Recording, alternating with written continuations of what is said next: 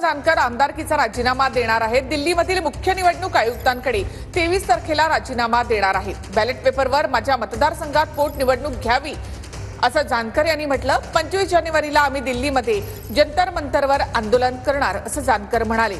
तर राजीनामा विधानसभा अध्यक्षांकडे द्यायचा असतो असं सुनील तटकरे यांनी म्हटलंय।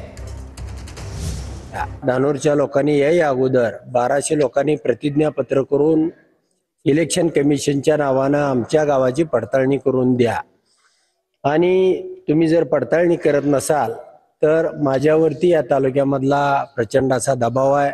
म्हणून मी 23 जानेवारीला माझ्या आमदारकीचा राजीनामा देतोय आणि 25 तारखेला बच्चूभाऊ कडू आणि आम्ही आंदोलन म्हणा सत्याग्रह म्हणा आम्ही दिल्लीच्या जंतर मंतरवरती 25 तारखेला करणार आहोत।